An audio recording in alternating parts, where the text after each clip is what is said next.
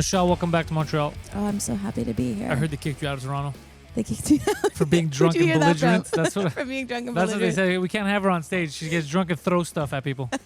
Well, they don't have me on stage, but I think for different reasons, maybe. Is there any place that doesn't let you perform now, or have you been performing normally? No, I'm lucky. I'm very lucky. I'm getting booked a lot by like my colleagues and stuff. That's been good. The clubs are a little bit harder to get into, but I feel like that's everywhere. Like here, I had trouble getting into the clubs. The only club that would let me in was third floor. Really? Here I thought you were playing everywhere here. No, like I feel like there's only one other club here, but they weren't fucking with me, and I don't know what it is. I don't know if it's like the style that I have it's not for everybody. Toronto, I get because there's so many people. There could just be a backlog. There is a backlog for sure, and it's so true. There's so many talented comedians. It's like you really have to stand out. But at the end of the day, like it feels like clubs are just like the people that open up clubs, and like we know one of them, like they're insane enough to do that. You know what I mean? And so I feel like, and it's mostly the majority, at least in Toronto, Montreal, it's like men. So they have to really like connect with your humor. Yeah. And I don't know that they all do. Like the only one that really did you always was talk Josh. About dinner, dresses. I mean, yeah, I'm always talking about feelings, my period. That's all you talk about. Yeah, so they don't like it. That's not true, by the way. If you haven't seen her, I'm lying. No, yeah. What's it's your been home fun. club now in Toronto? Well, I mean, so like Comedy Bar just books out like all the individual shows, so I love to do that, and I get booked there all the time, and I've gotten to know so many comedians there, and I love them dearly. But I don't know. I guess I don't really have a home club. Like I do Yuck sometimes, and I'm trying to get into the Corner. But that's a little bit tough? more. It's tough, yeah. They put you through a little. Good.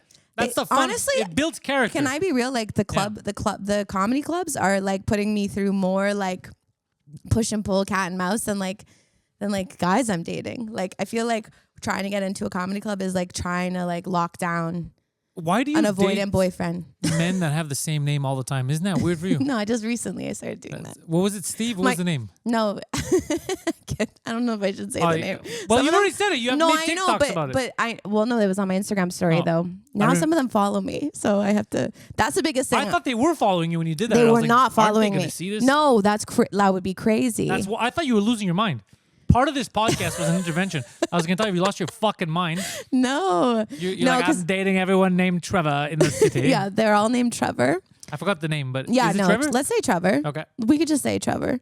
No, so I mean, I started dating recently in Toronto because when I moved there, I was told don't fucking date. It's horrible. It's terrible. Just live alone. I feel like people say that about every big city. Yeah. But so I didn't. And then finally I turned 30 and I was like, okay, we can't. I'm lonely. I am lonely. Yeah, and I feel like you feel it more when you're older. You know, when you're younger, you have more friends to hang out with. When you're older, when all your friends are like coupling up, you do feel the loneliness a lot, like deeper. You feel it more, not you specifically, but the general you when you move to another city. Because at least if you're home, you have your family, it's different. You could distract yourself. But if you're in another city, you get lonely instantly. Yeah. Yeah. And at first it wasn't lonely because I would have my apartment. I would have my whole routine. You know, I really like to come home. I like my alone time. But then I don't know. I think I turned 30 and like I don't know if it's like your biological clock started ticking. Yeah, I don't know, or something in my brain went, we need to not be alone. So then I started dating, and it just so happened the first two guys that I was talking to had the same name. But I have a friend actually who was like, that's the way to do it. Like when you're building a roster, just get them all to have the same name because then you can't mix anyone up. Isn't that a problem though? What do you mean? Because then you want to mix it. You want to know who you did what with. Like, you don't want to go out with Trevor and be like, Trevor, thank you for that time at the baseball game. He's like, I don't even like baseball. What are you talking about? Right. And you're like, oh, that was other Trevor. Right. Yeah, I think maybe it only benefits like in one area. If you say the same name. How many dudes do you have to have on your roster at the same time? Is there a limit? I mean, it depends on how much time you have. That's the thing I have noticed is like when you're dating a lot of different people, like, oh my God, it takes so much time. That's why. And also like, energy. I gotta text them all and so much energy that I'm like, how, like sometimes it feels like a full-time job, you know? Like when do you stop? Like, what's your criteria for stopping dating all of them and just dating one person? I think it depends if you like them. Well, you wouldn't date them repeatedly if you didn't like them, I assume. I guess it would have to do that they just match your freak. Like it just, you know, when you meet someone and it's just like it's easy and you don't really have to explain it too much. You don't have to like put on. it just flows. So I think that's when you find someone, and also I think when you're intentionally in the headspace to be like, I want to be with one person. Like what's been fun about dating a lot of different people is you kind of get like what I like to call like build a boyfriend. Like you get a little bit of something from everyone, you know? So you have one who's a little bit more like romantic, a little bit more emotional. You have one who's like fucks you really good. You have one you have one who's funny. You have one who's like, you know, helps you with your taxes. Like you get, you know. But doesn't it throw, like if you, because let's say if there's 5 on the roster and you're banging all of them, doesn't it just get old at some point? You're like, now I'm just banging random dudes. But you're not banging all of them sometimes. Okay, that's what I'm saying. You limit. Sometimes you're like, I'm not banging this Sometimes you're banging like, I mean, to be honest, I think five is a lot. I think 3, I would like max it out at 3. Yeah. 3, 4. 4 absolute. I feel like we're getting closer to 5 though. But at 4, like you got to have one you're sleeping with. A few, maybe 2 you're sleeping with, and then 2 you're dating, and you're going slow with. That's insane to me. There's too many people in my. I can't have that many people in my inner circle. Yeah, it is a lot of people. But then I think what's fun is that like, it is definitely like an ego boost when like they all text you at the same time, and that happens all the time. Like you'll get like I have so many screenshots of like 8:20, like they all texted me because you guys, I mean at least your gender, you guys know. Like, you know when someone's with your woman. I don't know how. Yeah, we don't but like it. It's like even a guy that like I phased out, like didn't hear from him, whatever, like spent the night with another guy, came home, he had texted me that night. And I was like, how did you know? Like you didn't text me any other nights of the week that I was alone, that I could be texting you back. But when I'm spending time with somebody else, it's like an alarm that goes, yeah. For me, it's different. Me, as soon as I feel that, I'm out. I'm like, I don't want to. If you're with someone else, when you feel it, I'm like, I'm done. Like that's I closed out. That chapter's closed for me. I don't share women.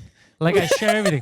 I share gigs. I do not share opportunity, women. But women is where you're like, women is where I draw the line at women and toothbrushes. It depends. I'll share with my woman if she wants one, but certain foods I won't share. But it's women and food. What food? I don't know. There's some like a soup. I don't want to share soup. I mean, soup. It's my fucking soup. Just get your own soup. You know. Yes. It's soup. It's also like get your own. You know, it's an entree. It's an entree. You're not a cheap guy. I'm not a cheap guy. I'll get you a soup. Just don't eat mine. Speaking of soup, I've said this before and people don't believe me, but it's true.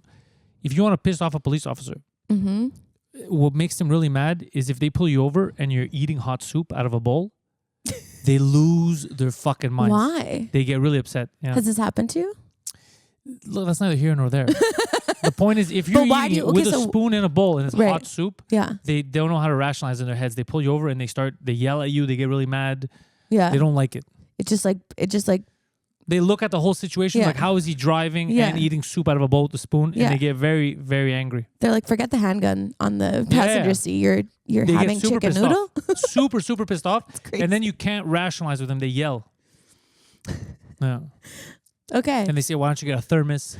And then you're like, mind your own business. Right. It becomes a whole... They don't like it. I don't know if it's the soup in particular that bothers them, the spoon situation, the bowl, but they lose their minds. It's like a... Do you think they'll get more mad based on what soup you're I've having? Often wondered that. Because if you're like hitting up a chowder, like maybe they get really mad. The smell. But I haven't tried it again. But the first time someone saw me eating soup out of a bowl when they pulled me over, he fucking lost his goddamn mind. He was very upset.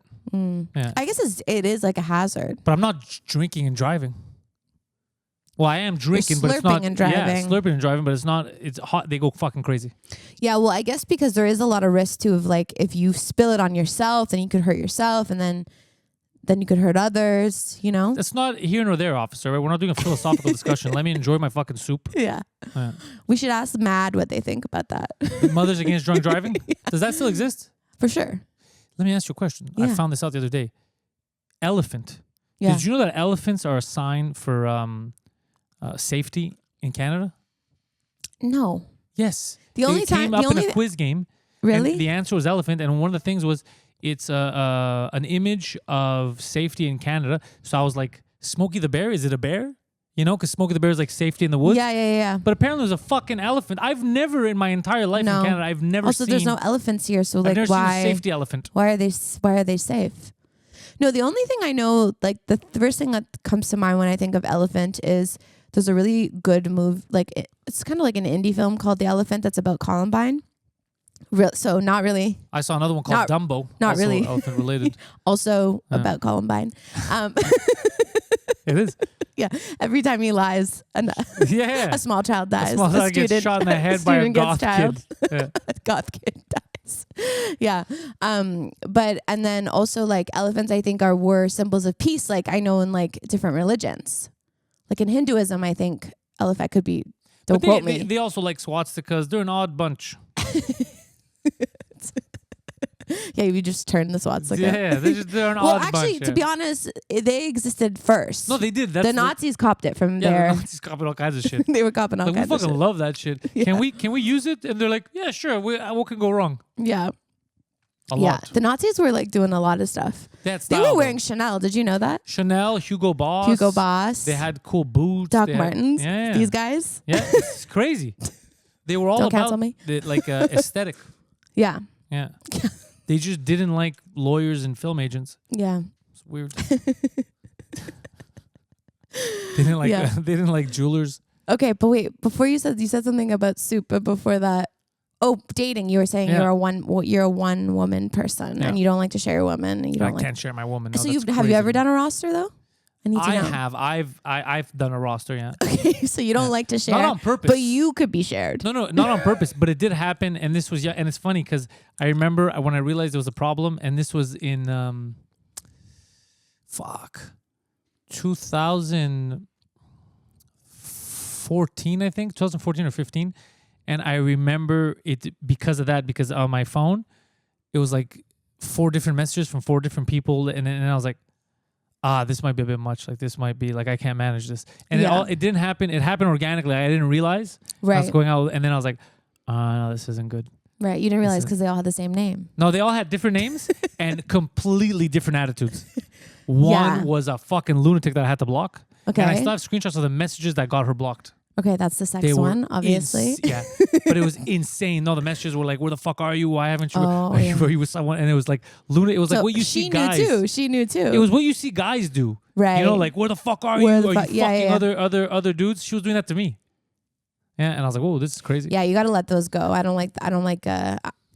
That's what's bad about me is like I'm so hyper independent that like any level of like clinginess, any level of like.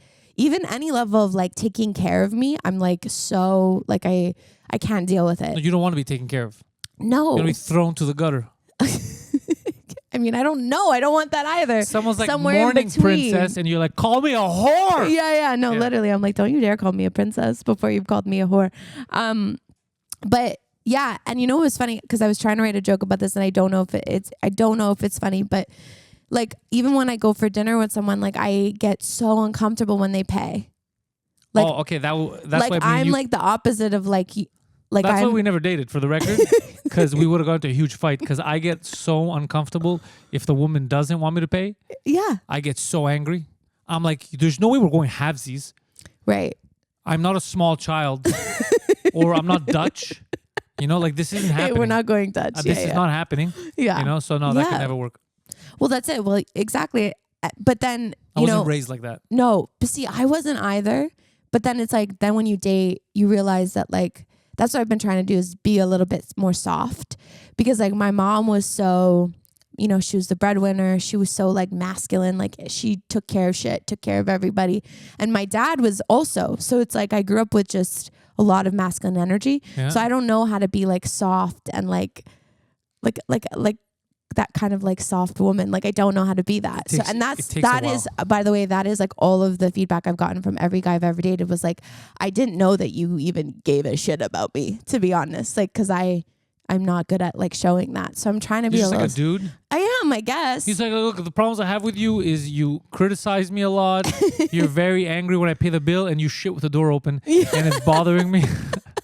You pee standing up. It's very weird. Yeah. I pee standing up. Like, yeah. But the energy thing is because my mom was very tough. She was a single mom. She was, yes. So I look for a woman who's very strong, independent, but I need femininity. I need like an elegant, like I need femininity. Yeah. Yeah. And it's hard to find like an independent, strong woman who's also feminine. Yeah. It's hard. It's a hard dichotomy. Yeah. And I feel like, you have to like either work on the independence thing, which I have a lot of like, I have a lot of girlfriends who are so soft and so like naturally like caretakers, and they have kind of been teaching me to be a bit softer, and I'm trying to teach them to be a little bit, you know, stronger as well, like in terms of like, don't be a doormat, you know. Yeah, don't be a because doormat gets old too. Well, and I feel like it's natural, like it's like, obviously, you know, there's like bad people out there who take advantage of nice people, but I do feel like when I'm dating a guy and he's too like up my ass, like wants to do everything for me, you do just like naturally as a human, you just like let them do it, because, and then you get used to it. You know, it's like if someone's always like taking care of you, you kind of get used to it, and then you stop really respecting them. So there's a because fine you line. see them as a feature of like you see them as an extension of you, and an extension of like your like day to day. And so you don't really respect and you don't appreciate it either. But that's why they say relationships are hard. There's like a fine line. Yeah. There's a very fine line where you respect each other, you take care of each other. Yeah. But it can't be like, she'll fucking do it. No. He'll fucking do it. Yeah. The second they turn into your maid or that. Yes. It's very, very tough to come back from that. And then also on like, because typically it's like typically it's the woman being the maid. The other, for a lot of women I know that have like gotten out of relationships, especially in their 30s, it's because like they don't want to fuck their son. Like they have to start taking care of somebody. They're like, I don't want to have sex with you anymore. Yeah. You lose it. Me too. I don't want to, I don't like that. The feeling of like someone being your mother, your daughter or shit like that. It turns, no, it's not good. If they're your dependent, you shouldn't fuck them. Well, I'm not going to, we're not going to talk shit about every culture on the planet. No. Speaking of the Middle East. Did the Greeks do that? No, the Greeks don't like no, they just invented gay. Stuff. No, we invented gay, and we invented, I don't know if we invented, but we definitely mastered goats that can't have any more innocence. Yes. You know, we can't just let them frolic freely. But you guys also created the whole like master, like apprentice, like relationship, you know? Yeah, like, not all of us. It's frowned upon in the rest of Greece. It was an Athenian thing. It was the philosophers. Oh, just Athenians. Oh, yeah. Everyone else made fun of them for it. Yeah. Well, they're the first ones I feel like that started the whole like fucking your boss. Yes. Yeah. Right? Yeah, fucking your way up. Promoted. Yeah, fucking your way up. Up. It was democracy. Yeah. I'll vote for you if you suck this dick. Yeah. So it was crazy at the time. But it worked for a while. Like, I think smaller civilizations, if there's not a lot of people, you could, like, even democracy as a city-state works because there weren't that many. Now democracy, there's too many retarded people. So it's very hard. Yeah.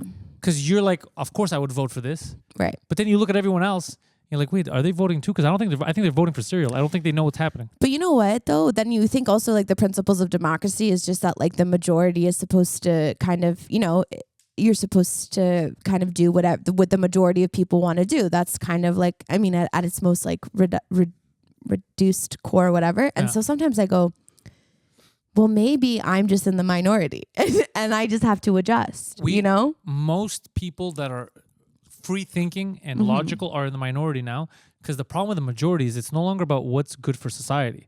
It's the majority is what's good for me not getting bullied. So a lot of people just put their head out and agree with stuff that deep down they know this might actually be wrong, but they don't want to be told by everyone. Yep. Like, what the fuck? You're a bad person. You're this, you're that. Yeah. So they just go with it. And then everyone goes with it. And then you find out that the majority don't even like it. But they're like, I went with it because I was scared. Yeah. Or because I didn't know I had any other options. Yeah.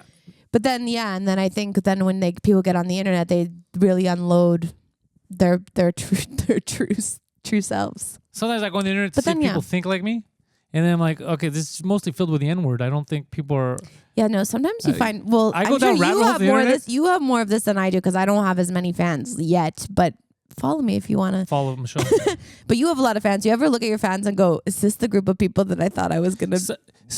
gonna have following me? So sometimes... this is the funniest thing. Sometimes that happens to me. It's sometimes the opposite. I'm like, oh, I can't believe they're just good, wholesome family. Yeah. Like, this is amazing. And then sometimes I have degenerates and I'm like, how did you even find me? Yeah. I have the best is at my shows.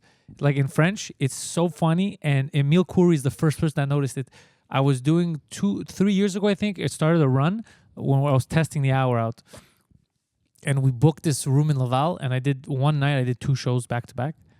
And it was so weird for him that he actually spent the 6 first minutes of his set talking about, he goes, can you all look around for 1 second? He goes, I have never in my life seen this demographic intentionally show up to see the same comedian at a comedy show. And there's 2 couples in their 70s who were fans who showed up. Oh my God. There was girls maybe 16 to 22. Right. There was guys 25 or people, leather jackets, punk rock. There was a bunch of Native Americans. That, like, it was the most diverse, weird, eclectic crowd. And he's looking at me, he's like, how did you all find him? How did you all find each other? Yeah. And all these people had in common was that they liked the pod. They had me in common. That's all they had in common. Nothing else. Wow, beautiful. It was the weirdest thing. I was looking around, I go, this is so together. strange. Yeah, and I was like, I don't know how my jokes are gonna touch all of you at the same time.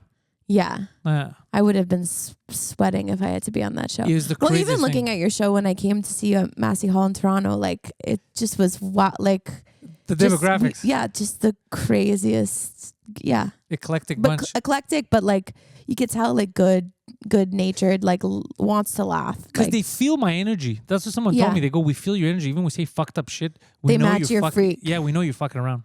Yeah, they know that you're not like, you don't actually believe the You're things. not actually a racist. Wink, wink. It's yesterday night at the bordel. There was 3 minutes where everyone hated me, and I realized as I was telling the joke, because I started on Saturday, I started working on this bit about how for some reason, and this is all true, I get really upset. You know those unisex names? Sure, like Jordan. Okay, that you see, I'm getting angry now. So it's true though. I don't know why it makes me angry. I get mad when I think if I know a name and it's a gendered name, right? When someone else has it of another gender, legitimately, I start getting upset. And this happened because when I grew up with a Jamie when I was young, she was a girl, Jamie. And then in high school, I met a Jamie that was a guy, and it bothered me. I was like, well, no, why don't you just have your own name? Why you take another name? It's like, no, it's valid. It's a unisex name. It's a unisex name, yeah. And I can't get over it. So if there's like a Jamie, there's names Tyler, like a Jordan, Sam. I get really pissed off. Sam is like could be Samuel, Samantha. So, but I get pissed off. I was trying to explain to them. I get mad. I'm like a guy in the 1920s who just saw his first interracial couple. Right. Like I'm like, what is this abomination? Like I get so mad, and it's nothing. It's meaningless. Yeah, over nothing. And it makes me so angry. And then there's meaningful things that other people get mad about. It's race, and I don't care. I'm like, that's not a problem. But for some reason, the name is like, no, I'm not used to that. The name should be this. Yeah. Trans people doesn't make me mad. Nothing. But if someone has a name that I feel does not accord, it should not be theirs. Like, like Jordan. I know a Jordan. Mm-hmm. Who's a guy we call or a girl? her Jordy. She's a girl. Jordan's a... I've never met a guy Jordan, but now that you say it, I'm going to get mad if I see a guy Jordan because in my head, it's registered as a lady. Yeah, and it only registers based on the people that you've met first. The problem with last night. So if you meet like a Tyler who's a girl, now every time you meet a Tyler who's a boy, you're I'm going to get really pissed off. Pissed. And I can't control it. And then last night, I'm saying this on stage, but I'm saying it in French. I realized as it's coming out of my mouth, French, 95% of the names are unisex. Well, Michelle. Andre is a girl's name. Carol is a guy and a girl. Really? Yes, I didn't know. I have never met a man named I'm looking at the Carol. faces and I go, oh, fuck, no, this is a bad idea. They're all going to get mad. And they were all so pissed because I'm basically talking shit about everyone in there. Yeah. And then I realized that I go, it's not the same in French. You all have, and then they start laughing like, yeah, all our names are unisex. Well, to and be fair, in upset. French, they usually add like a letter. A letter, but the the sound's the same, but they'll add like an E. Like, you like know, like Carol, a guy's named Carol. This is an abomination. You know? Yeah. And it's funny that it like triggers you so much. Because you don't get triggered by anything. And truly. that's the most random thing. And the most random thing. It's the dumbest fucking thing. And That's it's like, funny. do you mind if someone's gay or trans? No, I don't give a shit. But you mind if the name, you'd learn the name one gender and now you have another one? I go, that fucking pisses me off. Yeah. I just don't like change, I guess. Yeah. Well, you don't like very specific name change. Yeah. I feel like you roll with the punches with everything else. My anger is very specific. It's so and then I told him, like most of the time, I started talking about this last week. I never noticed, but people always think I'm angry. But I'm not. You know, No, you're Greek. But I'm just Greek. It's just sad. And you know what it is? I figured out it's my fucking eyebrows. They're too expressive. Oh. I talked about it on stage. They're too expressive, the eyebrows. So because I'm like this all the time. You have what I have. We have a resting bitch face. Yeah. You have I have a resting piece of shit face. You have a resting, like, I'm going to beat you up face. Yeah. And you have a resting Park X face. I have a resting Park X face. And what's funny is inside my head, it could be like a bear on a tricycle. Just a you're like thing. having the best time. I'm having the best time in But my on head. the outside, it's like, it's scary. You're like, this guy, if we say the wrong thing, this guy's going to stab us. And in my head, and you're just, not. You're a teddy bear. Yeah, I'm just having fun in my head. Yeah. Yeah, I look aggressive. It's not real. Oh, I gotta come back to Toronto. I wanna because I'm gonna film my special in French June 28th. Okay. But I also want to film it in English. Yeah. But I want to do it in English in Toronto. I figured it's way better. Come to Toronto. I'm gonna come Let to me Toronto. open for you. You're gonna open for me if I come. I'm gonna have you and Patrick Hakeem on the show for sure. Yes. My two dedicated Toronto homies. Yeah. Oh shit, Patrick, he didn't call me. He's supposed to be here this week. Forgot about him too. You both came for the holidays. Mm-hmm. Yeah, I should have brought him on for a pod. Completely forgot about him. That's okay. Yeah. I'm sure you'll get it. You ever run into Patrick? Yeah, I run into him all the time. Cool dude. Yeah. Yeah, very cool. He actually runs like a lot of the time. He runs the corner like open mic, and so he'll like throw people up. Always very good to me, Patrick. Yeah, he's a good dude. Yeah, because of the Montreal connection. Ever since I moved there, he was like, "If you need anything, you let me know." I like that. And there definitely is that like Montreal, like, you know, like stick together energy, which I'm grateful for. Because it's hard to make it in Toronto. But once you do, it's fantastic. But when I came down, I saw you last year. Mm-hmm. I came down there. I had to come for one night in Toronto. Yes, I remember. So everything was fun on stage. I met your crew. Mm-hmm. And it was it's the old comedy bar, and it was fucking nice. I really liked it. Yes, Bloor, yeah. Yeah. Yeah, no, it's been fun, and no, I'm having a great time there. And I think being around people who are so talented, you know, like there's just so many of them. It's like a bit like osmosis. Like you just get better. You have to. You have to, because you don't get to do the same jokes over and over again. You have to keep writing. You have to stay relevant. You have to, and then also it's like once a week I see someone do something where I'm like almost like it makes you want to quit, you know, and you see like really good stand up and you're like, oh, like is there a way that I'll ever be this good? And then there's a part of you that goes, no, you have to quit. And then it just makes you go home and write harder, and like, you know, it just keeps you on your toes. If you have that reflex, then you're going to be fine. It's the people that don't have that reflex that are not fine. And one of our mutual friends told me, because I've been telling for a while ago, you have to change your crew. Because I go, your crew shit. Like I know your crew for a while, and your crew's been doing the 100%. same 3 minutes for 10 years, and all they do is open mics. Change it. And he left for a month, and he was doing in other cities.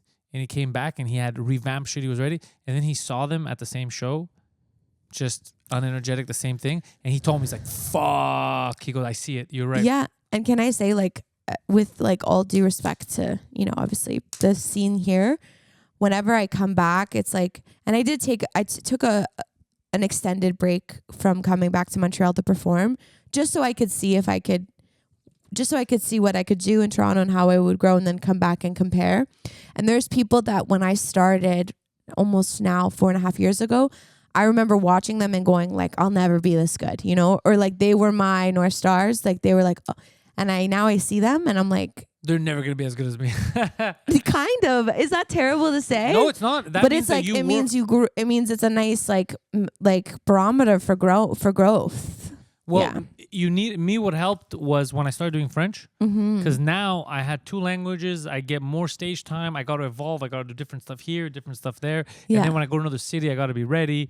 So it was all a competition. There's so many more people in French. Yeah. So I was like, fuck, I got to rise to the top. Yeah. So then it upped everything. So then my English game got better because I'm always innovating. I'm always trying something.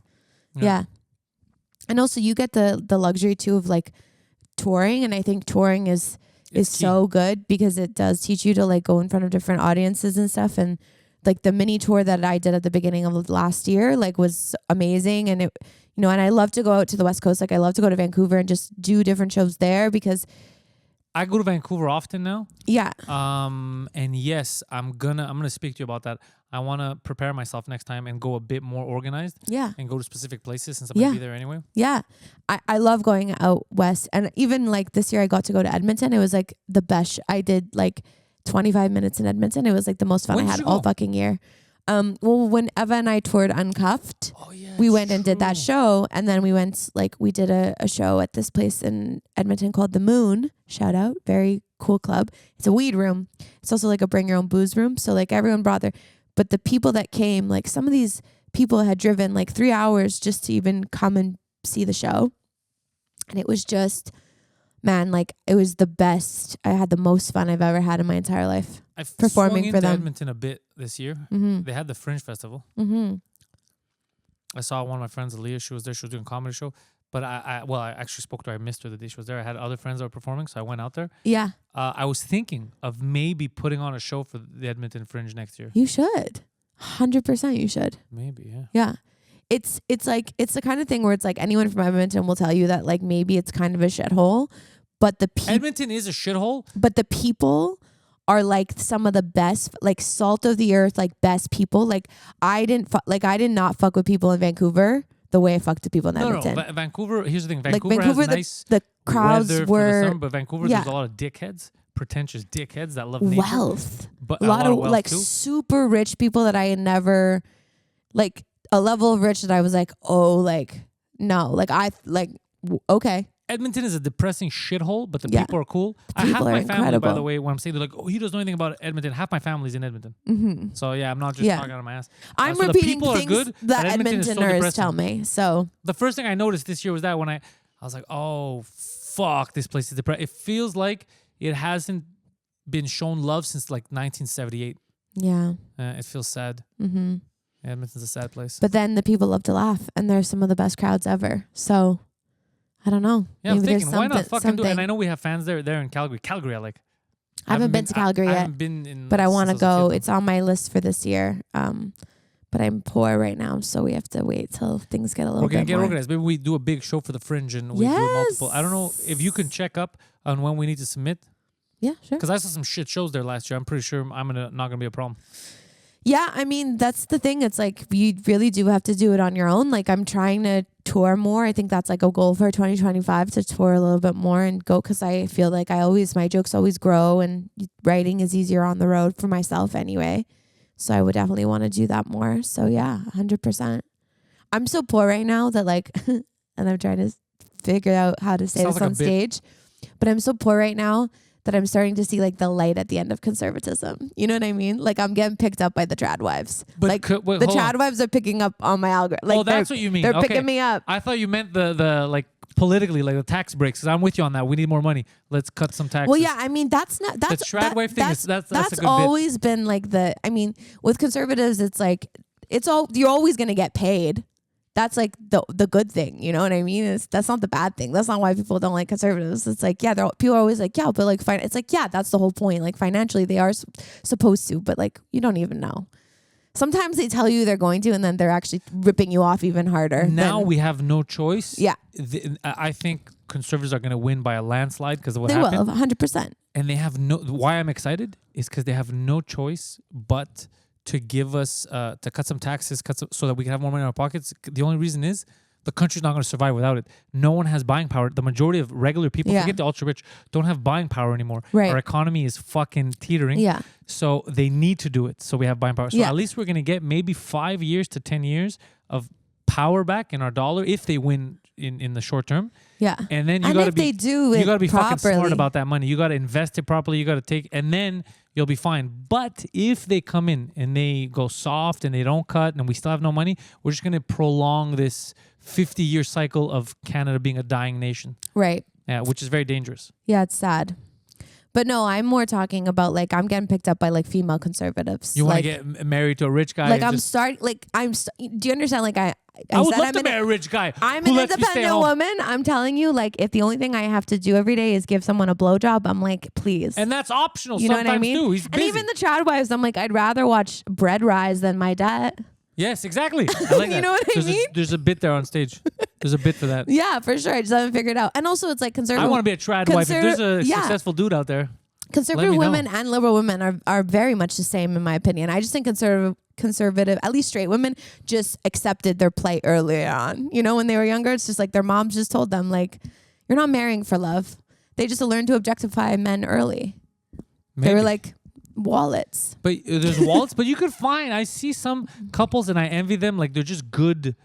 They go together. They're happy together. Yeah. And she gets everything. Like the guy's super rich. He works hard, but they're like a fun couple. Yeah. And I it's, see that and I love that. yeah, I think it's like the control. It's like you have to find someone who's not going to like control you. I think that's like the biggest thing. Cause then like, and then also it's like the argument on the other side is like, if you're with somebody and then like, God forbid anything happens, it's like, you know, if everything's in their name, it's like you spent 10 years, your credit didn't grow. Yeah. You're like, you didn't go. So you have nothing. So you have all these like, you know, women in their 60s who either get divorced or either Scary. God forbid their partners pass, they're starting at net zero because nothing was ever in their name. They never learned how to do anything. You know, they lived comfortably, but they didn't have any like financial backings of their own. So yeah, any girl I date, my strategy has always been like, yo, you gotta get your own money, your own credit. I'll pay for shit, but you gotta have your own stuff just so that if anything happens to me.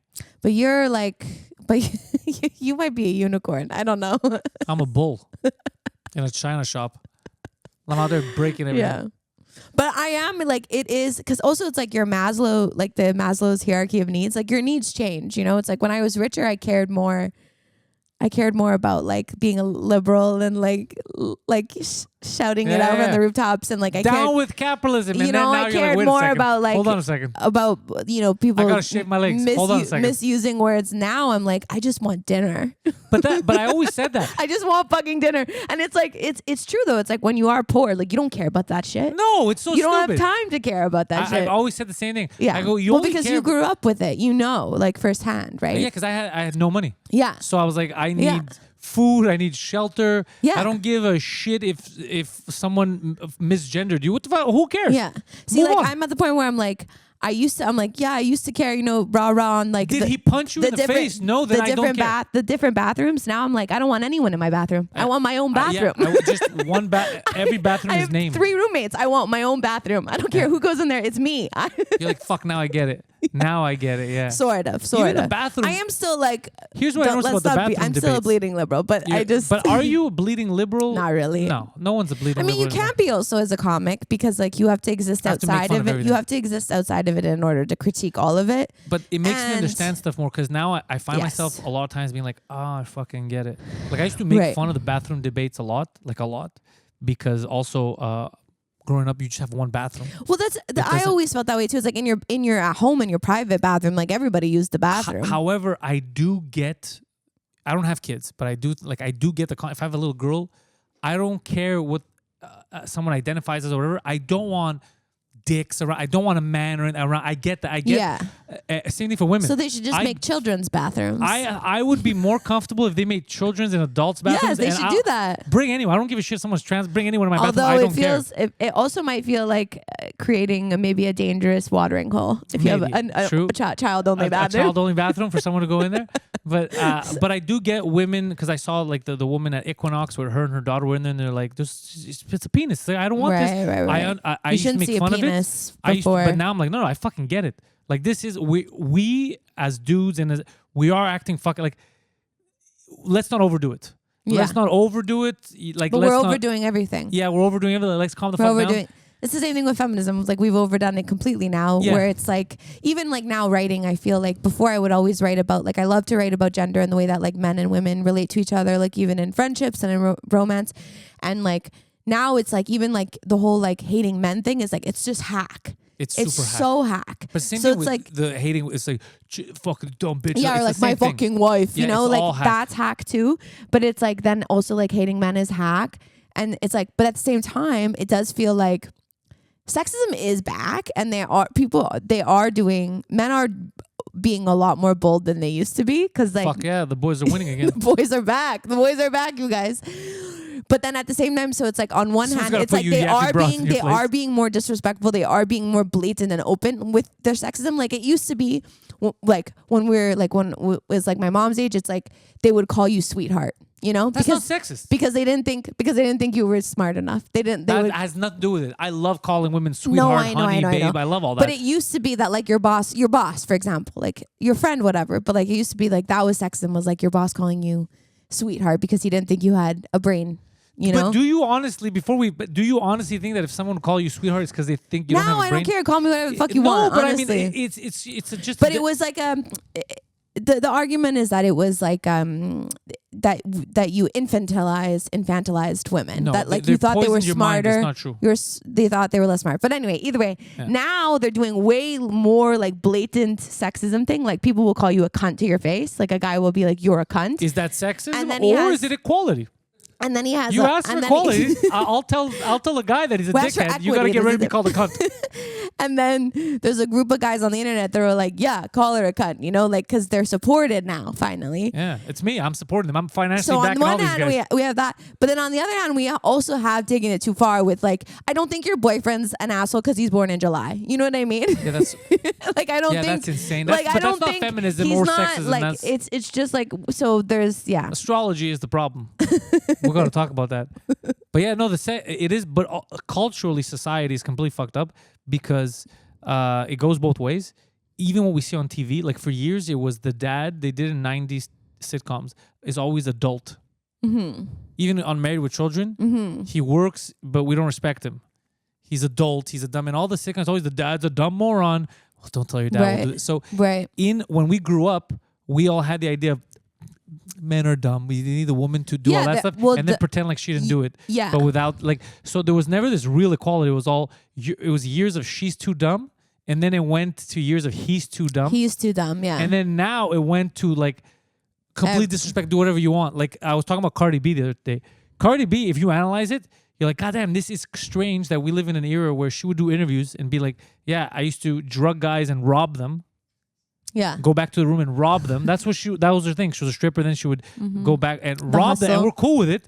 And same thing with I don't think WAP, Wet Ass Pussy, was on the radio. Kids were listening to it singing along to WAP. And then we wonder, we're like, what's the problem? This is crazy. This is insane. If my little girl is singing, I have a wet ass pussy, I'm killing everyone. That's fair. No one's surviving. That's Same thing with my guy. If my she guy's should out only there, sing that when she actually has one. if I have a son and he's out there talking, he's fucking 6 years old and he's singing about fucking bitches and coming on whores or whatever, be like, what? I'm killing you. What are you talking about? Right. Yeah. Right. Yeah.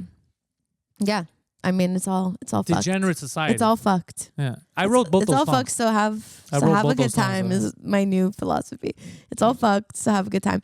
And also you realize that like people who are fighting, a lot of the people that are fighting, they don't really care. They just want to be right. Yeah. I feel like there's also like a generation of kids that were told that they were never right. And so they just want that moment, that aha moment of like, I got him, you know, like I won the argument. Yeah. And it's like, okay, but now what? You know what? I love the pro-communist arguments on iPhones. What's that? I don't know what that is. Basically, everyone's doing stuff on their iPhone and they're talking about how good communism is and capitalism should be destroyed and all that. It's like everything you're doing right now is because of capitalism. I don't think you understand what capitalism and communism is. And we've tried it. We tried it with Korea. Nobody understands we anything took one about country, we split down politics. the middle. One was communist the past couple of years. The other one was capitalist. One has no fucking drinking water. Right. Like it is crazy to want a fascist totalitarian government and then be like, we just haven't done it correctly. Every country that's tried communism ends up waiting in line for their daily meal of potato. Every country that has tried to do communism, it's usually been led by a fascist. So because that's what communism is. That's what it all is. On the if same you have line. one person that's like, I'm gonna dictate and all you do is create another caste system.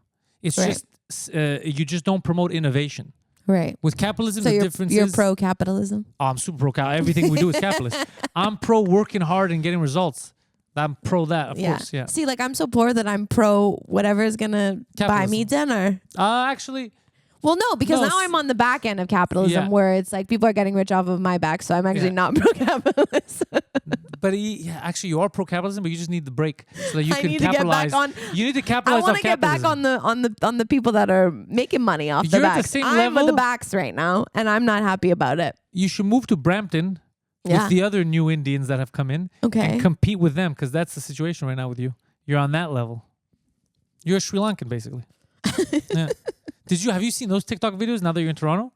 No. I was talking about the other podcast. The best TikTok videos are Indian Canadians who have been here for a couple of years yelling at new Indians, telling them, go back to your country, get the fuck out of here. Yeah. It is the funniest. I definitely have some friends who like are second generation in Toronto. And they're getting mad. And they're not them specifically, but their parents are very anti-immigrant, and it's not all immigrant. And I feel it as a Greek. I know their sentiment, right? And that's why it makes you feel at home. Because I've seen Greeks here, new ones that come, and sometimes they'll act like animals, and then I'll be like, "Go back to the fucking village." Yeah, like this You're like, get the fuck out of here. Get the fuck out of here. And then when I see Indians do it, it makes me laugh. Cause like I know what you're feeling. Right. Because they're coming in, it's like that woman that was mad about the people shitting in her front yard and on the beach and all that. And then it's like, I get it. If a Greek was doing that, I'd be like, get the fuck, you're embarrassing me.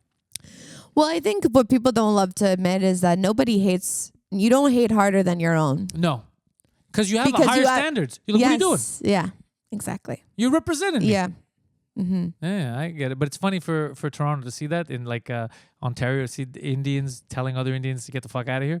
It feels like we're in an intergalactic sitcom. Because it doesn't feel real. Because the person... To be honest, nothing feels real. Every morning I wake up, I'm like, oh, we're okay. If I would block out the faces and the accents, everything, and I would just tell you, these are a bunch of Indians saying something, protesting, and then X person is yelling, go back to your fucking country, get out of here. You would never in a million years be able to guess it's going to be other Indians. Right. You'd have your image in your head of who's saying it. Right. Yeah. And then you take out, you see it's Indians, you're like, oh, fuck. Well, it's interesting to see that because I think, and like, I mean, I think you and I have talked about this, but like even amongst like the whites, it's like, I think my parents had a hard time understanding racism because my dad's Irish and my mom's French Canadian, and my mom hated each other. Grew up in poverty. But also, like, I mean, less French Canadians, but the Irish, it's like, the Irish were shit on. So, like, when you tell them they have privilege, they're like, what are you fucking talking about? It's the same thing with, like, with the Greeks. Bars, yeah. Remember when we used to talk about it and you were like, when we were, like, we weren't white, technically. No. Well, this is, someone talked about Italians, the Irish, the Greeks, it's like, it's hard. You know, you try and explain privilege to them. They don't get it. They're like, what are you talking about? We were banned from one country, then we had famine in the other, then we were brought over here. Nobody wanted to give us jobs. Yeah, no one wanted to give us jobs. There were signs that they wouldn't let you in. And what happened is, Italians, Greeks, some other people, I think Irish too, they were brought into the fold of white only recently, like the last 20 years or less, because everyone got mad at the local whites and like, yo, we need more troops. And that's all that happened because we're like, when did we join? Because when people start referring to me as white, they need more. They're like, we need more. For me, it happened overnight because I remember even when I started comedy, they would tell me, why don't you do more ethnic stuff? You're ethnic. And I was like, I guess. Yeah, ethnic is such a funny thing to say about a group of people of like, you're ethnic. And then like, what does that even mean? Ethnic stuff, and as soon as I was like, all right, let me lean into the ethnic thing. Yeah. Like, you're white, you can't have that. Yeah. So now I'm part of the white crew. Yeah, you told me I was allowed to join the whites. You're white passing. So yeah. It's funny that they bring in the Greeks, the Italians, the Irish. They're like, okay, so this is what white privilege is, and they're gonna start telling you have it now. And I was like, can I finally have it? No, you can't actually have it. No, you actually can't have that. Piece of shit Greek. Yeah, you're still Greek. You're still ethnic, but you look white. Yeah. So come on over. It's such a weird thing. It's so weird. Yeah, I have black friends who grew up with way more privilege. Good families, rich, all that. Right. So to me, I don't give a shit what race you are. Right. There's assholes, there's good people, there's privilege. There's not. It doesn't. Well, it comes back to like what we were saying about before. It's like when you're poor, you're poor. That's it. When you're poor, you're not white poor, black poor, brown poor. You're poor. That's it. You know what I mean? So. I want to teach that to the new generation. You're all pieces of shit. I mean, of course, like, and I will disclaim that privilege obviously comes in different forms and whatever, but like, it's just, it's a funny, it's funny now that I'm in the lowest, bracket I've ever been because I grew up with like a lot of privilege. I grew up on the West Island. You would have. I was there over the weekend. You would have like there's quite an age gap, but if we had grown up together, you would have called me like a prissy ass bitch or whatever. Probably, like I would have been like the worst person, Because we had that too. We had us. It was like TMR from Park X that they were like the wealth TMR gap was rich, massive. big rich, especially and Park X even was poor, still poor. big rich. Yeah, still it's my favorite neighborhood. Yeah, my doctor used to be there. Oh, I would love to live there, but it's unaffordable, like to buy something there. Even if you're rich, it doesn't make sense. Like there's houses that are not, like, let's say they technically should be worth 700,000. They're selling them for 3 million. But the problem is when you walk in, they haven't been updated since like the 70s. Yeah, so you got to add more. It's unaffordable. You really have to. Yeah. It's the best spot. It's the best location. Well, it's very like, I would say it's like very like that, and like I guess parts like Westmount. It's like you feel like it's gated. It's their own thing. Like they even have their own parking system. I love TMR. They have everything. They have their own, like, it's their own world a little bit. And when you're walking around, like you could tell when you're not part of it. I will agree to be the mayor of TMR for free if they give me a house there for free. I'll be the mayor for life. I'll fucking revamp that whole place. But I love TMR. Yeah, no, it's great. I do like it too. I drive around there a lot. Yeah. I go to the restaurants there. My favorite restaurant is in TMR.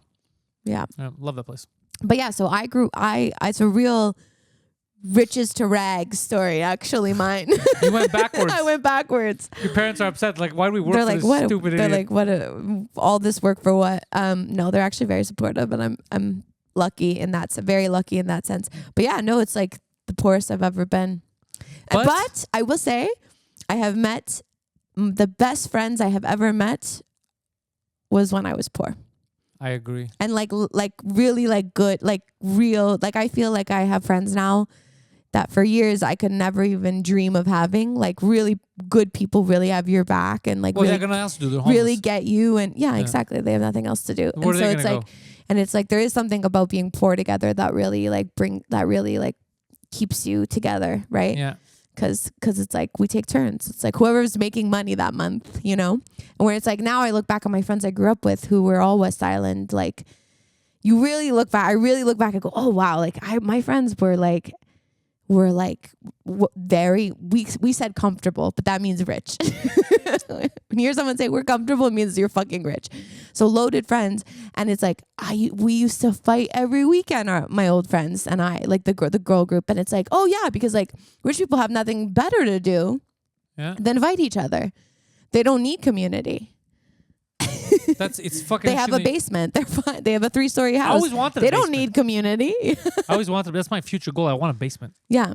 Renovated. Very easy goal to achieve, Pantelis. Of all the things you have achieved, you having a basement, I think it's possible. But I want a nice basement. But maybe not a basement in TMR. But it's not gonna happen. It's not gonna happen because even if I have the money, I don't want to feel like I'm getting ripped off. Right. It's too pricey.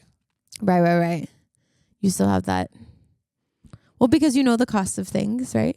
Yeah. Yeah, they're not gonna rip me You off. hustled, you know. Yeah. You didn't hustle like Cardi B, but you hustled. I drugged my fair share of dudes. Let me tell you. That is crazy. No, that shit's crazy. And I will say, like, I'm not on board with that. I'm not on board. Like, I'm not on board with drugging someone and robbing them. Drugging someone, regardless of who you are and what you do, is not okay. You ever get the GHB? Do you ever get the roofied? No, despite the joke that I always say that I toss it in myself. Well, obviously, yeah. No, I never got drugged. I guess I wasn't hot enough. That's not true. I've seen worse goblins get. No, but it has no, I never. No, it has to do with but opportunity. I know a few women it's happened to, and it's very scary. Yes, it's they don't very even remember. scary. Huh? And I also know people who used to do it to themselves, and that is crazy. Like alone? Like take it. No, not alone, but like go out and take it recreationally. Because with GHB is and it's the craziest drug to do, and it's so funny when my friends who were doing it would tell me, it's the easiest drug to fuck up like your dosage on. You know, like when you're microdosing like a mushroom or whatever, it's like you can kind of quantify. With GHB, you don't know. So every time you're doing it, even if you're trying to microdose it, because supposedly when you microdose, it's very fun. It feels like kind of like a Molly, like a euphoric like state, but it's so easy to like misdose yourself, and then you're just like getting raped, roofied. Yeah. Jesus Christ. And you wake up in Cardi B's apartment. You're like, what the fuck happened? That's too scary for me. I don't want to not know what I'm doing. Me neither. And I don't know about you. Like even when I drank, I don't drink anymore as much. But when I used to be a big drinker, I never blacked out. Yeah, I'm not a blackout dude. I never blacked out. I would always just throw up. And then once I threw up, that was it. Guy. Or you puke and rally. But I would never. And apparently you have to drink a lot in a short amount of time in order to black out. And I never did that. You have to force it. Like blackout. You do. You have to force it. And it's so scary to wake up and like not know what you did. Not know where you did it. Yeah. Who you did it to. Who you did it with or to, depending. Why is everyone screaming? Yeah. Whose living room is this? Yeah. But it's even like, back to like even like the double standard of things. I don't even know any Koreans. How'd I get here? But it's like the same thing of like even now, like I do find this generation of men, like we've talked about this before, I even think even on the podcast, like men my age, like I do think there's like there's some of them are struggling with like porn addiction and like, so they're not as sexual. I will say, like it's true. Men are not as sexual. We studied this. We looked at the articles. You were 100% right. And now, so what I bring that up. I bring our conversation up to people. So now what I do, and is I've gone to start dating older. So I date 35 to 40 because in my mind, it's a good age. In my mind, which is your age. That's my age, group, right? So in my mind, it's like when I think of guys my age, it's like they were jerking off watching porn since they were 10. So their first like interaction with sexuality was the screen. Like, I want to be with a guy whose first interaction with sexuality was an a awkward- woman. yeah, it was an awkward was a moment, woman. yeah. And by the time porn came out, he looked at it and went, okay, well, production took some liberties. Like, Yeah, that's not yeah, how yeah, it, yeah, yeah. that's not how it normally goes, you know? Like, or like, I want a guy who like has imagination, where he was like jerking off to like a Victoria's Secret catalog. We used to have blurry channels. Yeah, exactly. You know, someone who really worked for their You know porn. what I got really once? worked for it. Like, You know what someone gave me? Pornographic playing cards when I was a kid. Just Right? naked ladies on playing cards. but that's where you got your porn. Like, you guys were resourceful. You had to kind of go look for, and at that point, it's like, if you're going to be resourceful, you might as well go get the real thing. Yeah. But These guys have porn on their cell phones. That's why These they're guys, disgusting. they're- disgusting but- monsters. yeah, and then people, a lot of people don't realize what porn addiction is, because I've been trying to talk about this on stage. It's a real I think thing. it's very funny, but it's too real for a lot of people. They don't want to go there yet, because a lot of people don't understand what it is. But what it does is, it, like drugs, like gambling, it rewires your pleasure center in your brain. So when you do go to have sex with a regular, real ass, warm woman, your dick's not hard. Because you're panicking. Because, well, not even, because it's like the pleasure has been rewired. Oh, so that's not what turns you on. It's It the doesn't. screen. Yes, the screen turns you just hop on. for Samsung. It's like a dopamine hit of like, oh well, I don't, so then they can't perform, and then the worst part is, I find like men your age, at least, if they can't perform for other reasons or whatever, they just take something, and it's not that big of a deal. But the younger guys, they don't want to accept it. They don't want to face it. So then you end up doing like a weird skit where they're like, "Oh, this never happens," and you're like, "This happens." I'm on the message board. I know it happens. I know it happens, Tyler. It happens. It happens every time. Yeah, we talk. Yeah. You girls all have Facebook groups and shit. You talk. Well, I mean, there's one Facebook group that keeps people accountable, but like I remember the you guys told me girlies. about a Facebook group. Yeah, that are you we guys dating had. the same guy? Oh, that's so There's funny. a version of that in every city, by the way, in the Canada and the US. I support it, Well, but take it with a grain of salt. we had friends that were on there that came up. That's how the conversation had Yeah. popped up. I had an laughed. ex-boyfriend that was on there. Yes. And he got good reviews. Thank God. Yeah, I know him. He's one of my friends. And it was so funny. We had another friend that did not get good reviews. No. And then I made fun of him. And it was too much smoke for there not to be fire. Yeah, he got fun. I remember I told him, like, this is too much. Like, this is excessive. He's like, I don't even know these people. Yeah. But And it it's was like they all know what your dick looks like It's by weird. accident. Yeah, that was so funny. Yeah. That was crazy. Yeah, I didn't make this. I stay off that page now, though, because I do think I think it's a good page for someone again, it goes back to our conversation about, I don't think Well, how do you so let's say you go on the page. This is what I don't understand. yeah. You want to find a specific person. Is Well, you there a don't. search? Or you have to go through the photos and hope You just have to scroll. It's like a group. So it's like, let's say it started off as like a way for, I think probably post Me Too, it started for a way for women to kind of warn each other of like, hey, I had a bad experience with this guy. Like, it was supposed to be like, this guy's a rapist, or like, this guy's, like, whatever. It turned into, slowly this guy's so became cheap, into, he won't pay for my this lunch. guy's a tourist. Don't fucking date him. For real. That's what it turned into. So now you Yeah. have people that are on a page Yeah. with rapists, and it's like, is he a rapist too? Nah, he's just cheap. It's Yeah. like, why is he on the same fucking So level? you as- shouldn't be on the page. Yeah. So that, listen, gossip does save women's lives. I love to gossip, but yeah, I don't know. It does get taken to another level for sure. But I still support it. Although if men had one, that would be crazy.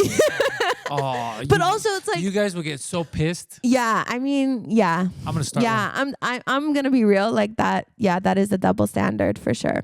But we need double standards. I'm glad you said that because you used to be against double standards. I'm glad you're getting poor and wise.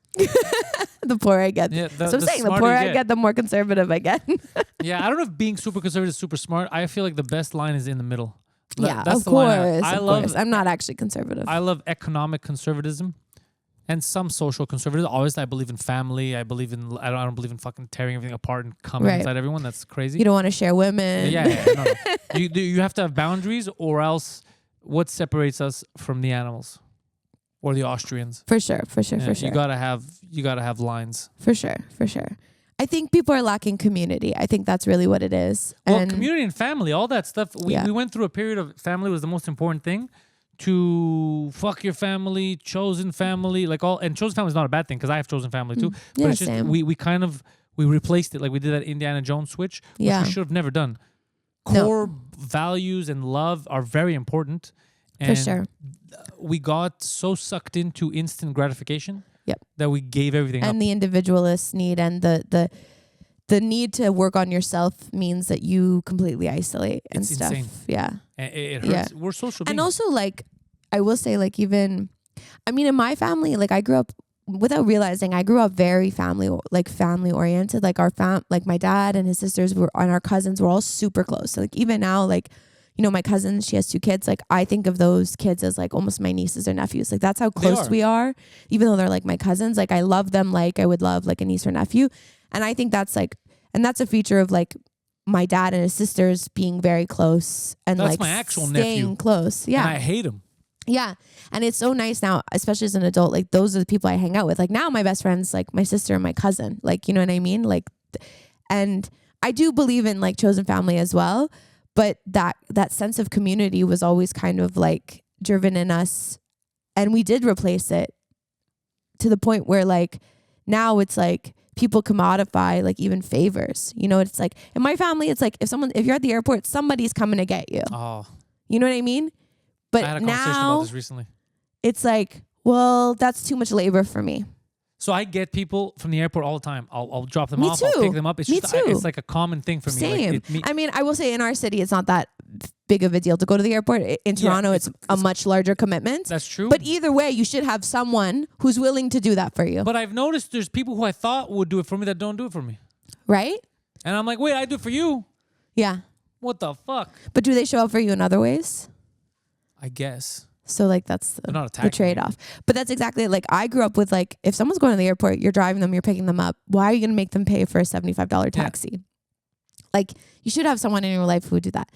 It's becoming less and less now, where people are like, oh, no, just get an Uber. Yeah. Or, like, yeah, no, it's too much labor for me. Like, I'm tired. Like, it's imposing on my self-care. It's imposed. And it's like, if you have true community, you actually look forward to doing that for someone because they're part of your community and you love them and care for them, and it makes you happy when their life is a little bit easier, and vice versa. That's how it should be. But this generation fucked it all up. You think we're gonna get it back? I heard that. We are because we're having more conservative. Yes, Alpha and even Z is to a certain degree. They're swinging back where they want more. I don't know if it's good. It's good, but it's going to be good for a while, then it's going to be bad, and then hopefully we get back to but the we middle. never find a balance. You know what I mean? We did the 90s. We're all like... The 90s was the balance. Well, then bring it back, I guess. And then fucking 9/11 happened. Yeah. Ugh, it changed everything. Yeah. I don't know. Because it would be nice to, like I love the idea of a Gen Z's, like, you know, bringing back community, whatever, and, like, with, like... you know, like, and they're just gender neutral and they're bringing back conservatism. Like, that would be an interesting kind of dichotomy. Not for everybody, but, like, I would like to see that. But I don't know. Like, do you think it's just going to go right? Because what I'm seeing is, like, it goes right back to trad. It's like we don't need to, like, you know, we shouldn't go back to, like, enslaving women and minorities. Well, enslaving women hasn't happened. Like, women are not slaves. We haven't enslaved in this country. Right. If you talk about Libya, different story. No, I'm talking about this here, country. Oh, when the hell were women slaves here? Like, no, okay, maybe your mom was not a slave. We're not going to enslave women. Enslaved was maybe a hyperbolic term. No. Hopefully we enslave the blacks again, though, because the problem is that we don't have enough labor. People don't want to work. Well, watch out though. They're gonna come for you next. They're gonna come for the ethnics. They're gonna come for the ethnic. I don't think slavery is gonna be an issue in that we might swing back to. The only thing that I do worry about is respect wise. Because if we swing too far on either side, people lose. If you feel like you're too far removed from someone politically for some reason now, you can't just live with it and be like, oh, they just have different political beliefs. It's very much fuck them. Yes. They are fucking trans or transphobic, or they're fucking gay, or they're homophobic, or like you keep going in these weird camps. Like, just let somebody be themselves if they don't bother you. Like, just let them. Yeah. So I think I will say that I think that is definitely like the holes that the left created of, like, the left went, this, if you do this, you are bad. Yeah. And they do that we do that to each other, by the way. Yeah, like, I know. You guys, the left eats the left. We go, if you did this, you're a bad person forever. Instead of saying, hey, this wasn't great, but here there is we often cancel people, but we don't give them, like, a path to redemption. Yeah, and it's like, and that removes that, and that is what makes people more conservative, like, in terms of, like, more hateful, even like, too. This is insane. I don't want any part of this. And that's what I'll say is, like, as much as, you know, liberals are like, you know, they're pushing for acceptance and tolerance, and they've done But a lot. not really, because Some, tolerance, not all, and I can't means paint you them all. tolerate in the middle. Right. If you're intolerant of everything that's not you, that's not tolerance. Right. But there's no guideline. Like there's no like, and at least with conservatives, you know, they're very like, a lot of the time they're very entrenched in religion, or they have some kind of guideline that has rules. And so, and because they don't, like, all they have to do is not be the left, they're much more, oddly enough, embracing and tolerant. At their core, do I think so? Not all. Some of them, not all are deeply some of them are deeply hateful of groups. So even the ones that they're like, yeah, we'll take you, they might still hate you. But with the left, it's like a lot of, I see this a lot, especially specifically with like my white liberal friends. It's like they'll point at something, they'll be like, that's bad. But there's no compassion. There's no like, okay, some of it is well, also, how do we help? Why is it bad? That's it. Like, well, you're not explaining why it's bad, or what to do next, or how to make it better, or how do we move forward. There's no plan. So then people go, so then they just live like exactly what you're saying. Like they live in fear of like, of acting a certain way. And it's like, you're going to make mistakes. You're human. It like completely erases the human aspect of just being a human and making mistakes and stuff. And also it's like, it's so dependent on like where you grew up. Like if you grew up every day with something and no one telling you that something was wrong, now socially, when it's like sort of no longer acceptable, if you grew up with that, like you didn't know. So it took someone telling you, and then, but that's what we don't, but that's not what we do. We go, oh, well, you think that? You're bad. Yeah. Like you're shit, actually. And actually we don't want you here. And it's like, I thought you were tolerant. I thought we were doing tolerance, guys. But we're not like, so it's, yeah, we have to find a middle. No, I don't know that we will. I don't know that we will collectively, but No. I have already. I like the middle. I don't give a shit. Yeah, and I think same. I feel like I have found more middle. Like you went to a period. I remember I knew you where you went a bit more hardcore on the left. Like everything was offensive, and you can't say this, you can't say that. And I feel like you lived in it in Toronto a bit, and that's why you're pulling back, because Toronto does it way worse than we do it here. I think like no. I think I just like I definitely still have some of those things. I just think like I look more at like the impact of what that is, as opposed to like the impact of saying something, or the impact of like what words have on people and how important it is, and in the bigger picture what that achieves. Like there's still some things I don't like, which you shouldn't back if you don't like, but at the same time it, you know, you're more open to hearing other people out, I'm guessing. I think I was always open to hearing people out. I'm telling you, you went through a period where you were very closed, where I was even scared to tell you stuff. Really? Yeah. What was this? Because I was just like, oh fuck, she's very, and it was early on when you went to Toronto, like even your verbiage, everything kind of adjusted, it changed a bit, and I was like, okay, maybe she just needs to get comfortable in that space, and then realize that a lot of it is bullshit, and then she'll come back and that's what happened now. Like talking to you now, you're more old Michelle. It's like you had that period in there where it's almost like subconsciously you want to fit into the new environment, but the new environment is telling you this. It's like when you start a new job. Like I remember when I would start new jobs, I would kind of, oh, so this is how it's done. And then some of the stuff you keep, and other stuff you're like, oh, this is total bullshit. I'm not gonna do this. But you have to live it, or else you can't learn it. So it didn't take. It couldn't be me telling you that's what, or like criticizing you. It doesn't help. Then you're gonna get more enclosed. It's more of I had faith that you're gonna see that some of the stuff is just for show. Yeah. And that's what happened. Like now you're like even talking to you, it's more like you're like, no, I'd rather be here. I don't want to be on either side. I think it probably came too with like really more finding my voice in stand up as well too, and like I think becoming more like having more of an identity with like being a comic as opposed to like being on either side of whatever. Yeah. I think when I first moved there though, those like I will say like growing up in the West Island, like I wasn't friends with anyone that was different than me, right? So when I went to Toronto, it was the first time I like had a lot of friends that were very different, that did not grow up with money, did not grow up with any of that thing, and so I became and didn't like even have the same references. It was a whole different world. And I think I was very, and I still am to this day, like protective over them, and like and the way that, you know, their experience is so different from mine. So maybe that's what you picked up on when I came back and now I've like leveled out a little. Yeah, now you leveled out. Now you're like more used to it. You're but I completely understand but you it's definitely a stand-up thing. And also it's been a thing of like me being like a woman and going on stage. And like, I feel like I still experience sexism like on a day-to-day basis in stand-up. As you should. In The stand-up. big problem with you broads is you're getting a little too yappy. We are getting a little too yappy. We're getting too but yappy. you're getting like weird sex. You're talking about from the audience or? No, I think like even just like the infrastructure of stand-up is still very like male dominated and stuff. And so like you do kind of, you are in the belly of the beast every night with some, like stand-ups are some of the dirtiest, grossest people of all time. So like when you're always around that, it does like rub off on you a little bit. Well, because there's more men in stand-up than women by far. Like the margin is 100%. And we can't do anything about that. It's also a character thing, like innate in gender. There's a lot more men that lean towards comedy. And the way we grow up, we fuck with each other a lot. Yes. So that it is your method of communication. That's why when people say, "Oh, we want to have parody," you cannot. It's impossible because. It's like saying we want to have the same amount of men that have vaginas as women have vaginas. It can't happen because 100% of the men that are born are not going to have vaginas. So the adjustment period is never going to happen. So the same thing with comedy is you can never have, like you can't be like, oh, in this country I want to reach 50% male, 50% female comedians. It can never happen because you can't force a woman to be like, hey, there's not enough comics.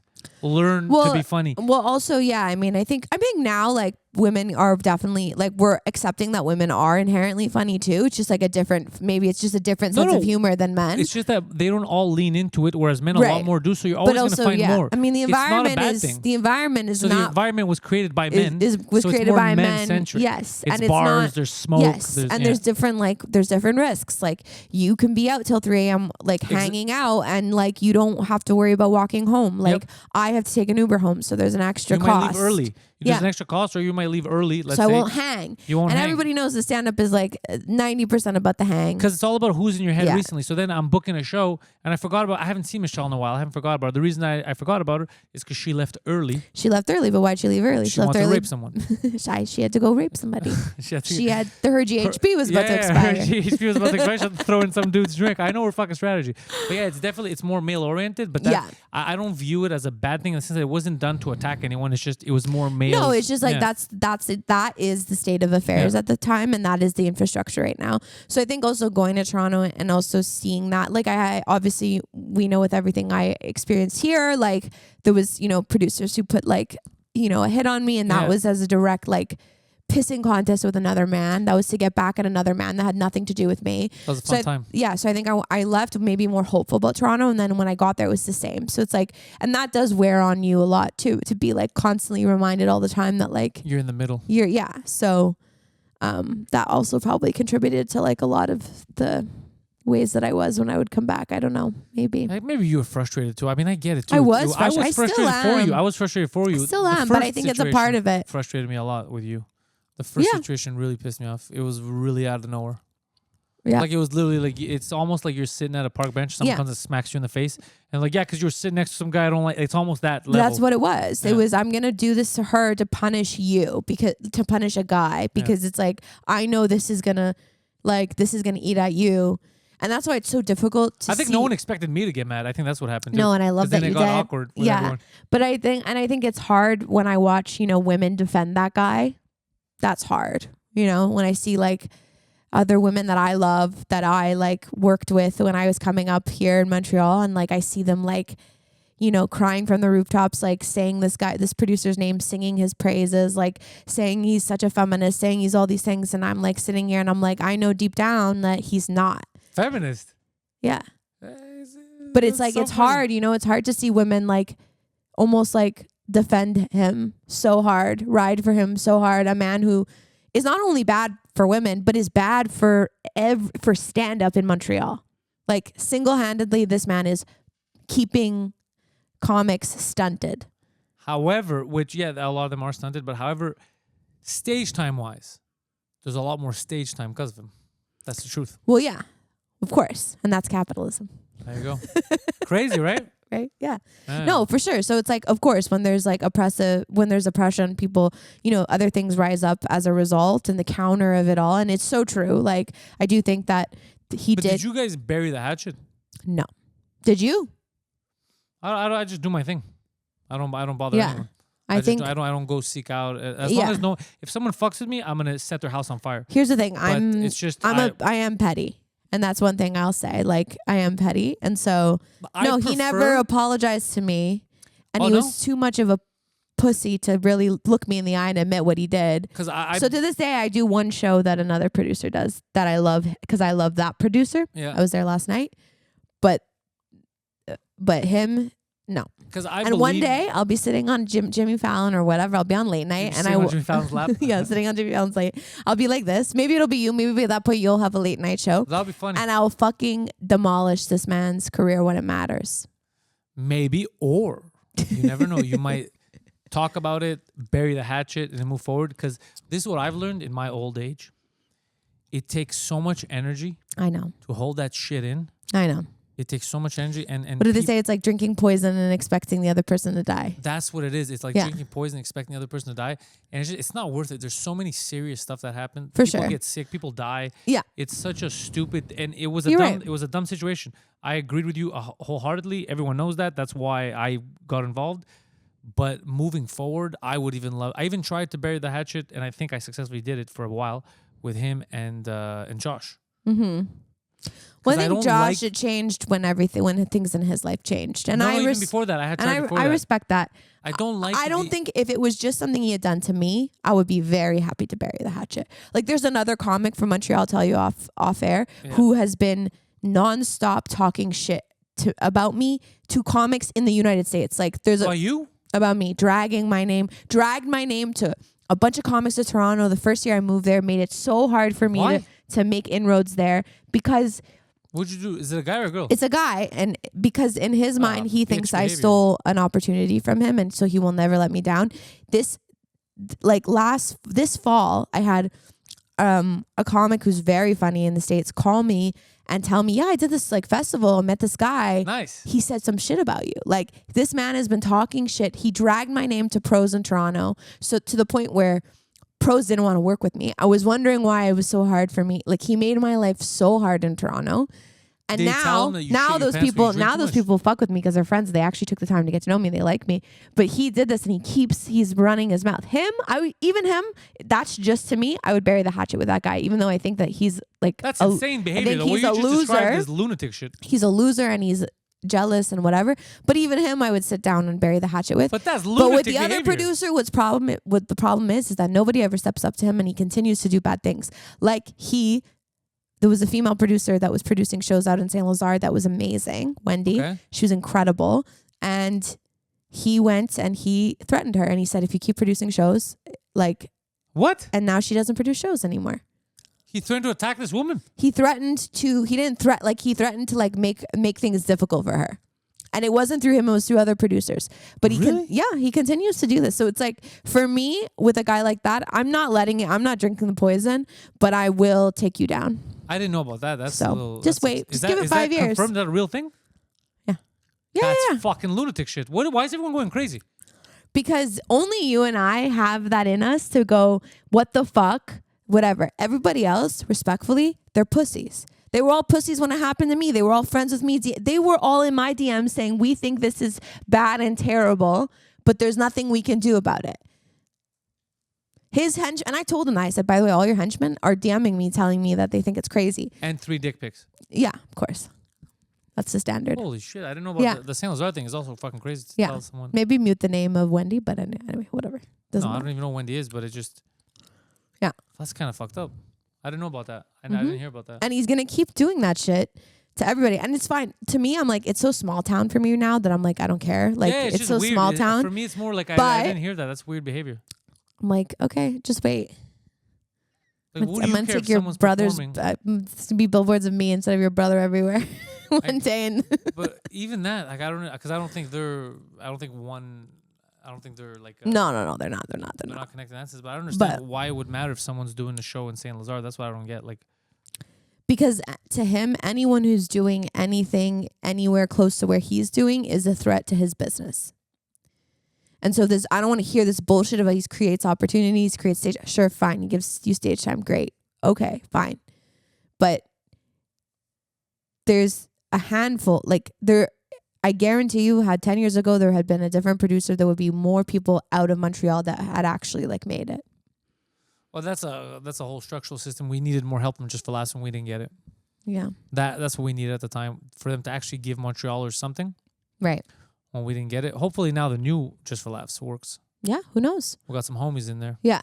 But even like the structure of how you learn stand-up in Montreal, it's not like, that's not how it is in any other city. You shouldn't have to be auditioning at open mics. Open mics are practices. They're supposed to be for you to try shit out and get better. And you are supposed to bomb at open mics. If you're going to go bomb anywhere, it's going to be at an open mic. It's not supposed to be like this, like you get paid nothing, but you're auditioning. So you're never writing new material. You're always scared.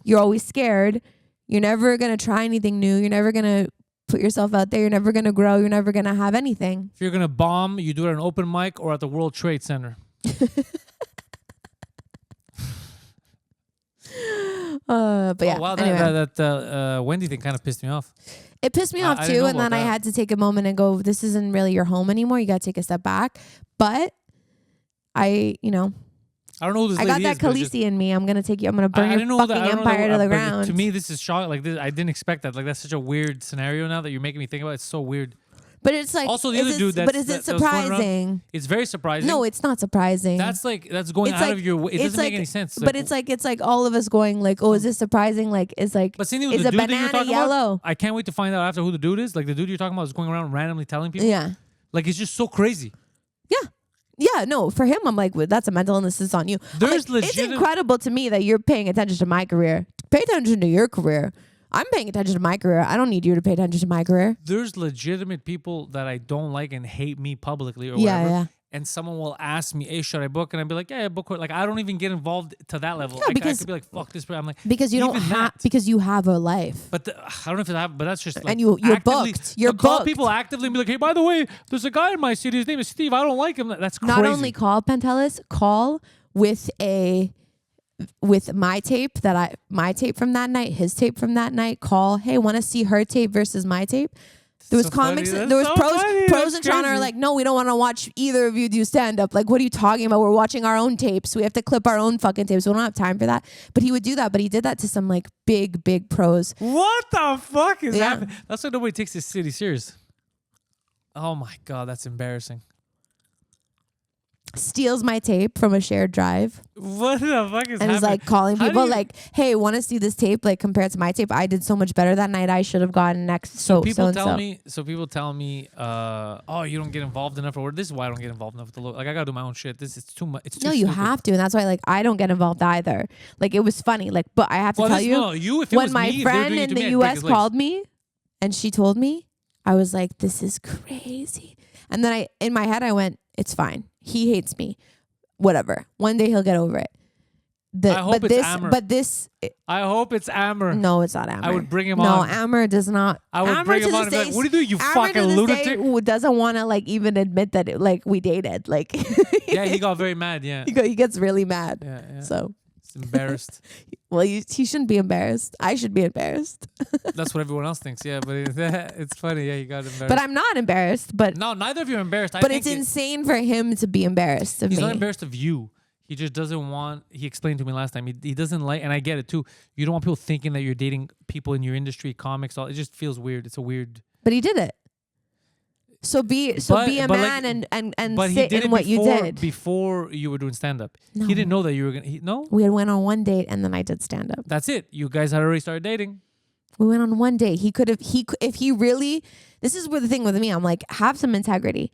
If you really felt like you didn't want to date an open micer and that was embarrassing for you, well, at the time it was embarrassing for him. He was 8 years in and I was an open micer. I get that. I do get that. But if that was really how you feel, like you don't date people in the industry, then don't date people in the industry. But you weren't in the industry. He dated you. You weren't in the industry. Pantelis, and then you joined the industry. The story is, he asked me out on a date. Okay, he asked me on a date at a comedy show because I was there watching my friend Mike, who doesn't do stand up anymore. I was watching Mike because Mike had already given my name to a producer to do a show a week later. You were thinking about it already. I was already in. I was already booked. He met me. We went out on a date. On the day, I told him I'm doing stand up for the first time at this and then he ended up being the host on that show. So he was there. But in that time, we went on one date. If you don't date people in the industry, if you don't date comics, you just end it right there. You dated me when I was a comic, when I was an open micer. So sit in that. Stop saying it like I did. I never did that. No, but I'm just saying, like, have some integrity. You know what I mean? Well, it's like now, 2 years later, it's like it happened. It's done. It's gone. It's over. My career is going better than yours. You actually should be singing from the rooftops that you dated me. Oh my God! Don't make fun of Amber. He's got a hit podcast. Love his podcast. You don't have to defend him. I Does do like his not podcast. need your defense. But I think Gab's moving. To Toronto. Nope. Overseas. So I don't know what's gonna happen with the Good Night because I actually like the Good Night. I don't listen to their podcast, but No, it's so much fun. why would I listen to my ex-boyfriend's podcast? You know that you could put that aside for a second. Yeah, I could. Right? Because you guys are cool, right? No? Yeah, we're fine. There you go. I mean, we're not cool. No, we're not cool, but we're fine. Like I don't wish him any harm. I do. I Yeah. would love for him to I get don't hit wish by him a any truck. harm, and I do think And then that come he's on very and talk about funny, it. and I want nothing but the best for his career. But Good. That's very good of you, but noble. he needs to stop denying that we dated. Now I think it's just a gag. I think it's just fun for him to say it because it pisses you off to be like, I've never dated her. Well, he's never said that, but he just like gets mad whenever anyone brings it up. And it's like when He's Josh, cute. the last show we did, it's like Josh is like, it's the late show. It's like it's the secret show. It's like, this is where the shit all comes out. Like Yeah. we dated, it's been 3 years. Like who cares? Nobody cares anymore. Just talk about it. It's funnier if you talk about it. It's funnier for the audience if they have two people who dated. Like how many people do that? Like how many New York comics date each other and then fucking go on podcasts like 5 years later and talk about it? Exactly, you know, it's funny. That's why people are here for the inside baseball of it all. It's like, to me, I'm like, you're trying to rewrite history. You dated me when I was an open micer. Just own it. It sounds like she's yelling at me. Anyway. No, because I know he That's it. listens. Fucking I know he listens, so I'm like, listen. Borgelli's gonna cut that. It's gonna make it look so awful. It's just her yelling, "You dated You me." dated me. And then why I'm just won't like, you tell anyone you dated me, Pantelis? There you go. Clip when I that. was an open micer. Clip that. You got me pregnant. I was Yeah. like, Yeah. But yeah, no, Amber's is an interesting cat. I gotta talk to him about that. All the best to him. Yeah. I'm glad that you wish him all the best. I mean, I want to find out who's been sending tapes of you though. That's just too funny. oh, I can't wait to tell you. Am I gonna believe it? Yeah. No, I'm gonna believe you. I know you're not lying, but I mean, am I gonna be like, oh, that makes sense, Yeah. or am I gonna be like, get the fuck out of No, here? you're going to be like, that completely 100% makes sense. Oh, that makes it so much fun. All right, then, Michelle, links are in the description. I want them to follow you.